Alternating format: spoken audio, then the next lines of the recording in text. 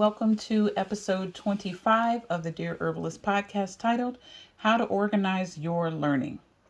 Now, I know at first glance herbal medicine can seem intimidating. There's so much to know, and how would you know even where to begin? What information would you need to focus on learning, and how do you know, that you know what you're talking about, right? So it can seem confusing or it can seem overwhelming, but have no fear. Today, I'm going to give you some advice on how you, as a new herbalist or even a seasoned herbalist, can organize your learning and make your herbal medicine journey a little bit more manageable. All right, so let's get into it. Now, the first thing I would always say is to ask yourself what type of herbalist you would like to be. The answer to this question will require research on your part, but it will guide you on how you should learn this information, okay? The titles and the fields that herbalists can get into, trust me, are vast. So what I'm about to give you as far as these 9 or 10 categories is not the entire levels or entire fields that herbalists can get into. I mean, the world is your oyster, as I say. Okay? But for today's purposes, I have organized them into 10 major categories. Okay. And like I said before, this is not an exhaustive list of careers in herbal medicine, but consider it as a guide. Okay. So for this podcast, grab your pens, grab your notebooks, and let's get into this. All right. So the first one is an herbal consultant or coach. Now, an herbal consultant or coach provides personalized guidance on holistic wellness, creating individualized herbal protocols to address specific health goals. Through ongoing support and education, they empower clients to integrate herbal practices into their lifestyles for enhanced overall well-being. That is an herbal consultant, or often called a coach. Okay. The next path, I would say path, is Herbal Product Maker. Okay, so Herbal Product Makers formulates and crafts herbal remedies, supplements, and skincare products using a deep understanding of plant properties and their therapeutic benefits. With expertise in blending, extracting, and formulating, they create high-quality natural products designed to promote health and well-being. The next career field is an herbal farmer. So herbal farmers cultivate and nurture a diverse array of medicinal plants, okay, herbs as well as botanicals. And they use this expertise that they gain in sustainable and organic farming practices to grow and create these, okay? They play a crucial role in ensuring a consistent and quality supply of herbs are available, supporting various industries such as herbal medicine, wellness, and natural product manufacturing. So herbal farmers are very, very important. All of these fields are very, very important. And hopefully, as I'm giving you the descriptions of each one, it'll help you to see how interconnected each of them are. They're like the parts of the body. Each one has its own individual function, but they all work together to keep us alive as humans. Okay. And so each one is very important. And without that one, it throws everything else off. Okay. So all the fields of herbal medicine are very necessary. So keep that in mind. All right, let's go on to the next one. Herbal shop owner. So an herbal shop owner curates and manages a retail space dedicated to herbal products, supplements, and remedies, offering a diverse selection to meet the health and wellness needs of their community. So some of their responsibilities include sourcing high quality herbs, providing knowledgeable customer service, and fostering an environment that promotes the benefits of herbal living. All right. Next one, number 5, is an herbal blogger or writer. Now, they passionately share their insights, research, and practical knowledge about herbal medicine through written content, articles, and blog posts. They engage audience with informative and accessible content, promoting the benefits of herbal practices, remedies, and holistic well-being. Number 6, herbal educator. An herbal educator imparts comprehensive knowledge of herbalism through teaching and training, providing students with a deep understanding of plant properties, therapeutic applications, and holistic health principles. They design engaging curricula, facilitate workshops, and empower learners with the skills and wisdom needed for a successful journey in herbal studies. Number 7, we're on our way. Herbal Medicine Podcast / YouTube host. Okay. An herbal podcast / YouTube host creates engaging and informative content, delivering insights into herbal practices, remedies, and holistic living through digital platforms. They skillfully communicate with their audience, interviewing experts, sharing personal experiences, and fostering a community interested in the diverse world of herbal medicine. Number 8, herbal researcher. Herbal researchers conduct in-depth studies and investigations into the properties, efficiency, and potential applications of various plants for medicinal and wellness purposes. They contribute to the advancement of herbal knowledge, publish findings, and stay abreast of the latest developments in the field to inform evidence-based herbal practices. So if you see research studies out there that are on different herbs, whether or not this herb is actually effective, it does work, thank your herbal researchers. Okay, these are the ones that have the labs, whether big or small, and they are testing the active properties in plants, as well as having the knowledge of the human body to see, is this herb, does it work? Does it do what it says it's going to do? What can it do? How can it do it? Okay, so if you are reading some of these research papers, which I encourage everyone to do, they're actually quite fascinating. Thank a herbal researcher, because these are the people that help us be more confident as herbalists in what we're doing, because we know the research backs us. Okay, number 9, spa and wellness center herbalist. Okay, so a spa and or wellness center herbalist designs and orchestrates immersive experiences that integrate herbal practices, natural remedies, and holistic therapies to promote relaxation and rejuvenation. We definitely need that in today's society.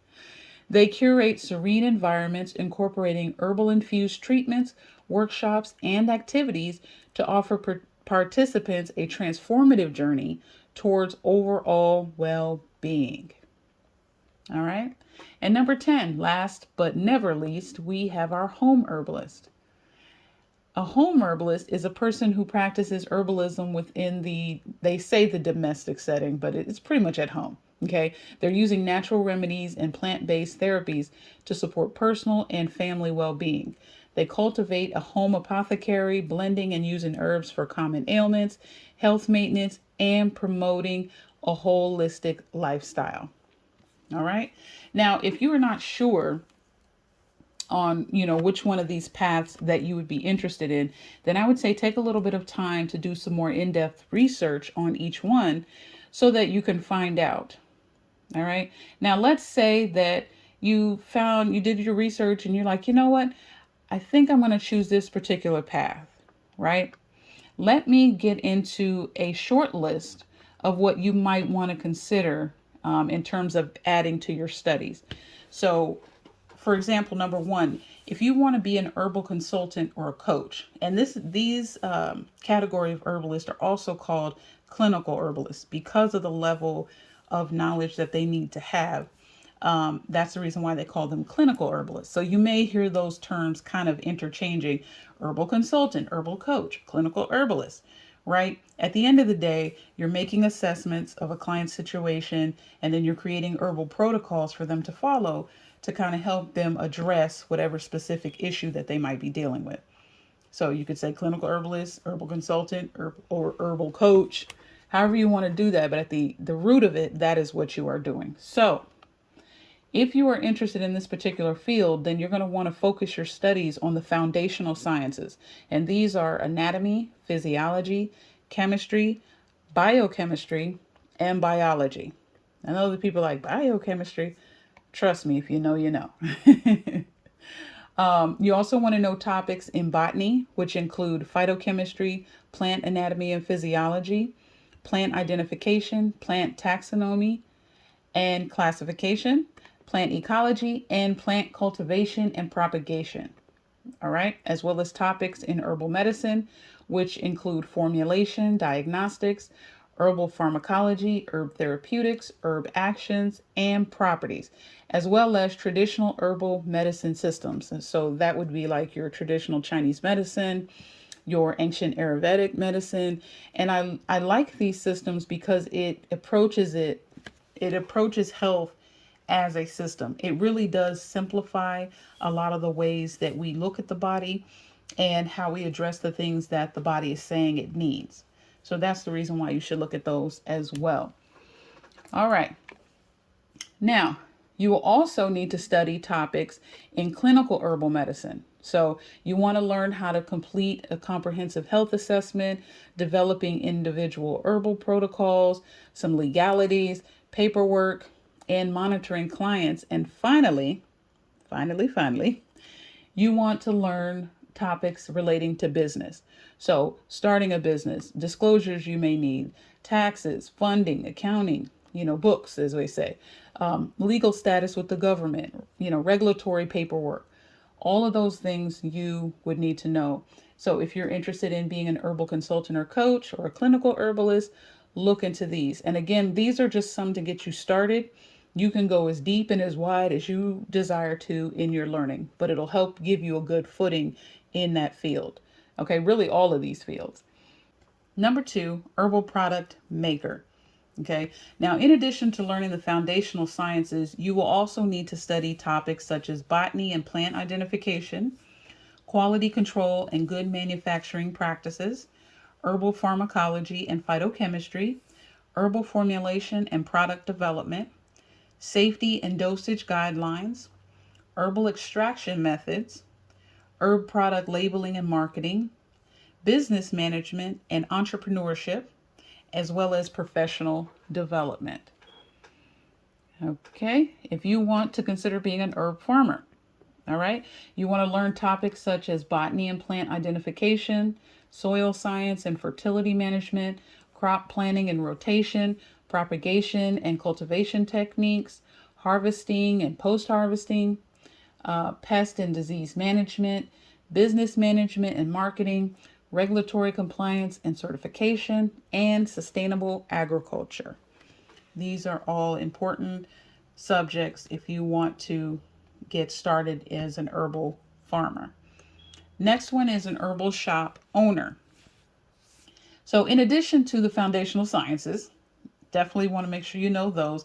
And it's important to know the foundational sciences as an herbal shop owner because you want to know how the body works. Because if you have clients that come in, if you have an herbal shop, it's not that they're going to come and just grab your product. No, they're going to come and talk to you about the issues that they may have, and they're going to want to hear your recommendations on what they could use to address these issues. Well, having a solid foundation in the foundational sciences of anatomy and physiology, chemistry, these type of things, you can explain to them in an intelligent way, how this particular herb can help the body, what it does once it hits the system, and those type of things. So this is the reason why I say for this, you need to know the foundational sciences. All right. So in addition to the foundational sciences for an herbal shop owner, you'll also want to know about the topics in herbal medicine that includes formulation, diagnostics, herbal pharmacology, herb therapeutics, herb actions and properties, and traditional herbal medicine systems.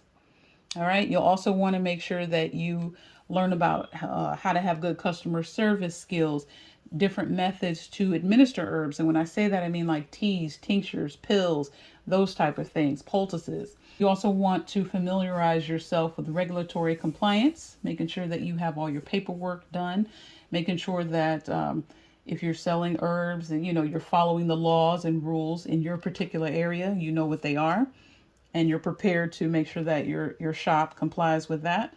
Retail management is another topic. You also want to create a list of herb suppliers and topics in business planning and management, as well as marketing and promotion. So number 5, herbal blogger / writer. Now you'll need to learn about herbal medicine and all aspects, including where it originated, some of the medicinal plants, their properties, how they're used. You also want to look at topics in writing such as grammar, style, storytelling, and etc. You want to look at topics in content creation and SEO. You hear that a lot out here, which is search engine optimization, to get your blogs ahead of the pack. Okay, and how to position yourself so that people are reading what it is that you're actually writing. Okay, some graphic design in there. Nothing too crazy, but just something to help you design and present your work really well, as well as visual content. You also want to study topics such as social media marketing, herbal research, and fact checking. As an herbal blogger, herbal writer, checking is very important, because what you write, once it's out there in internet land, it is out there. So if your name is on it and you want to stand behind it, make sure that you fact check what you're doing. And that's going to require research. Okay, it's going to require some research. All right, now let's look at number 6, herbal educator. So as an herbal educator, you're going to want to know several different subjects. The first one is botany. So you want to understand plant anatomy, taxonomy, morphology. These are essential for identifying and studying medicinal plants. That's why I say botany. Okay, pharmacology speaks to learning about the chemical properties of herbs and how they interact with the body and the potential side effects. Understanding these things is crucial. This is how you know if herbs are actually safe and effective. Okay. Another topic is anatomy and physiology, traditional herbal medicine systems, herbal actions and property. You want to also learn about herbal formulation, understand the principles of herbal formulation, including dosage, preparation methods, and combining herbs synergistically. You want to learn about herb and drug interactions, okay? Botanical identification. So you want to develop your skills in identifying medicinal plants in the wild and distinguishing them from potentially toxic lookalikes, okay? And there are several out there that have toxic lookalikes. So you want to know those. And lastly, 2 other subjects you want to study is sustainable harvesting and cultivation, and ethical and legal considerations. All right, and that's how you label things, all of those other things. You want to know these things. Why? Because you are teaching people. As an herbal educator, and that is what I am, it is our job to make sure that we know as much as we can so that we can bring the knowledge to other herbalists about, what's going on in the world as in herbal medicine, as well as the foundational things that we all need to know as herbalists.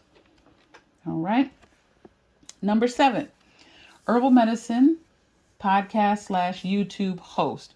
Now, if you're interested in getting into this arena, you want to know about botany and plant identification. All right. You want to learn about herbal medicine. So like the history, different traditions, principles behind herbal remedies. You want to learn about plant pharmacology and chemistry, herbal preparation and formulation, ethnobotany, nutrition and wellness, research and critical thinking.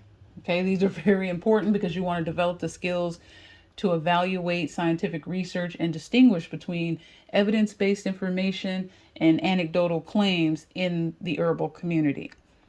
All right, ecology and sustainability, communication and presentation skills, legal and regulatory knowledge. All right, interviewing and networking, because obviously in the social space, interviewing, networking, building connections within the herbal community is important. All right, and it'll help on your platform in your podcast or your YouTube channel. It'll help you to provide a diverse perspective and draw a diverse group of people to your platform. All right, you also want to stay current on the latest research trends, developments in herbal medicine through workshops, conferences, courses, and professional associations. Okay, and by studying these subjects, like I said, you can develop a well-rounded understanding of herbal medicine and create informative and engaging content for your podcast or your YouTube channel. Because trust me, people are learning everything on YouTube nowadays. Everything on YouTube, everything from different podcasts. So if you have your stuff set up, you are well-rounded in your understanding of herbal medicine, That will help you draw a huge following. All right, herbal researcher. These are things that you guys need to know, and some things that you should study. Botany and plant sciences. Okay, you want to study medicinal plants, their chemical composition, biological activity, and potential therapeutic applications. You want to study biochemistry, like I said before, and pharmacology. All right. You want to learn about clinical research methods. Okay, so learning about research design, how to analyze data, statistical methods used in clinical trials, and observation studies involved in herbal interventions. You want to learn those aspects of the research, ethnobotany, and traditional medicine. So, pretty much what or how is herbal medicine used in different cultures and societies? All right. And how can you use that to kind of blend it with more modern research and, different drug discovery efforts? All right. Phytochemistry is another topic you want to learn, nutraceuticals and functional foods. So basically understanding the role of herbal supplements and botanical ingredients in promoting health, preventing disease, that type of thing from what you're eating. Okay. You also want to study toxicology and safety assessments. So learn about the safety profile of the herbal product. This includes any potential toxicity, any type of drug interactions, any adverse effects. You want to develop your skills in risk assessment as well as evaluating the safety of the plant. All right. Next, you want to learn the topic of evidence-based medicine. So familiarize yourself with the principles of evidence-based practice and critical appraisal of scientific literature to evaluate the efficacy, and safety of herbal interventions. And what does all of that mean? What that is saying is that you want to make sure, especially in herbal medicine, it's important that we can prove what we're saying. It's important that we can show people that everything as far as herbal medicine, plant medicine that we know, it has been studied, it has been researched. There's evidence out there, there's studies out there that prove this particular herb can do this particular thing. So this is the reason why it's important for you to study this so that you can understand, what does it mean to be an evidence-based medicine? What does that mean? What does that look like? How can you prove it to someone? How do you do the research so that your research proves what you're trying to say, thus getting the information to the herbalist, and then from there the herbalist can take that information and get it to the clients and get buy-in from them. So that's kind of how that works. All right. You also want to know if there's anything about good manufacturing practices, quality control standards, regulatory pathways for botanical drugs. You need to study those things. All right. And then the last two is develop interdisciplinary skills in areas such as molecular biology, microbiology. These topics, they're just so important to the body. They really are. Understanding these things as an herbalist. All right. Last one is communication. So learn how to communicate your research findings, through scientific writing, presentations, or publication in peer-reviewed journals. And I've read several of them. So it's important to know, how you can communicate your research findings in these available spaces. All right. Number 9, spa and wellness center herbalist. So these are some of the topics that you'll need to know. One is obviously herbal medicine and botanical medicine, holistic wellness practices. So learn about the different techniques such as aromatherapy, massage therapy, hydrotherapy, those type of other therapies. Another one is nutrition and dietary supplements, but I would also say nutrition, period.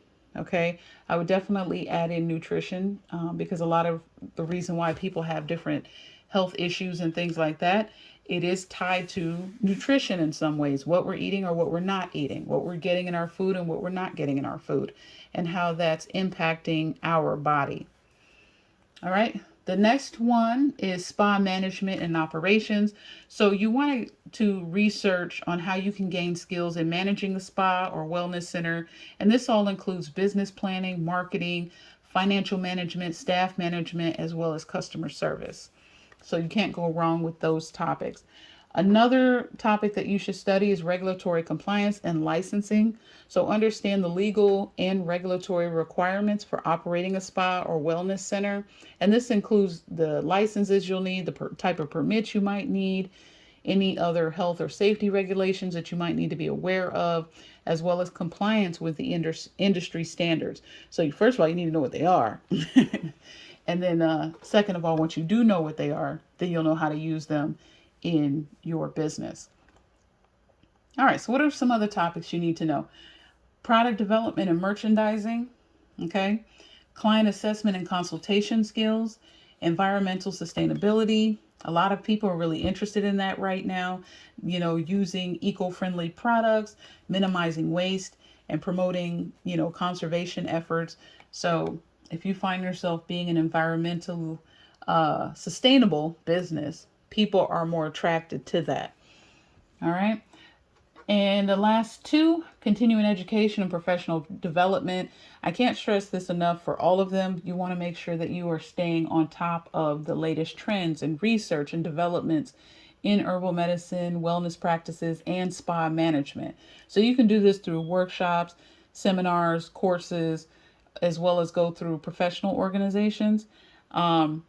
So that you can get these continuing education. They can either call them credits or courses, but either way, what's more important than getting a credit or whatever is getting the information so that you're staying abreast of what's going on and staying updated. And the last one is community engagement and networking. So you want to learn how to build relationships within the herbal and wellness community, collaborate with other practitioners, and engage with your local community through like events and workshops, as well as outreach activities. Okay, now let's get into the last but never least is our home herbalist. So if you're a home herbalist, you may not have to go as in depth as the clinical herbalist, but you still want to know a few things. So I would say learn a little bit about the systems of the body and what they do. All right. You want to learn some basic botany and plant identification. So basically learn to identify common medicinal plants in your region and understand their botanical characteristics. All right. You also want to study the subject of herbal remedies and preparations. Study the various methods of preparing herbal remedies at home, such as teas and tinctures, salves, poultices, infused oils, as well as herbal baths. Okay. You also want to study the topic of safety and dosage guidelines. This is important because you want to make sure that you understand how much of this particular herb you can actually have. The other thing is, if you have any medication, or your family has medication, or your children has medication that they take, you want to make sure that there's no potential interactions with that. So you want to familiarize yourself with that. Another topic, herbal first aid. Okay, so just learn to use herbs for common first aid purposes, such as wound care, insect bites, upset stomachs, burns, cuts, scrapes, bumps, bruises, a host of issues that you might be dealing with in your family. You can learn to use herbs to address those common issues. All right, herbal nutrition. So of course, this one, you can explore the use of herbs in cooking and food preparation to enhance your nutrition as well as flavor. Because we all love flavor. We all love spices. Maybe not all of us, but I know I do. Another topic you want to look at is gardening and wildcrafting. Consider growing some of your own or creating your own medicinal garden. All right. Or in terms of wildcrafting, when you're going out to harvest in nature, you want to make sure that you understand how to responsibly wildcraft herbs from nature and not just go out there snatching and grabbing left and right. All right. Another topic to study is self-care, how you take care of yourself. Usually, if you are the herbalist in the house, you are a giver and you probably give a lot. You probably don't give out of your overflow. You are probably usually driving on fumes. And somebody is asking you for that one extra thing. But learning about self-care is something that we can all be better at. All right. The other topic is holistic health knowledge.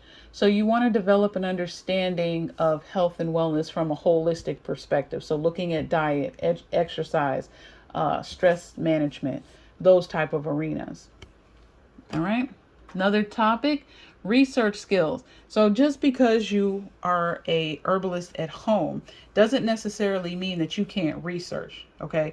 You can learn how to evaluate sources of herbal information, conduct research on specific herbs and health conditions, and make informed decisions about herbal use. So don't discount yourself. You may not need to know all that the herbal researcher needs to know, but you got to be able to do a little research on your own. Okay. And of course, continuing education, I would say that for everyone, no matter what part of herbal medicine you want to take part in, everyone should be, stay curious and continue to learn about herbal medicine through books, online courses, workshops, hands-on learning. You should just be open to just learning continuously, because like I always say, herbal medicine is a journey.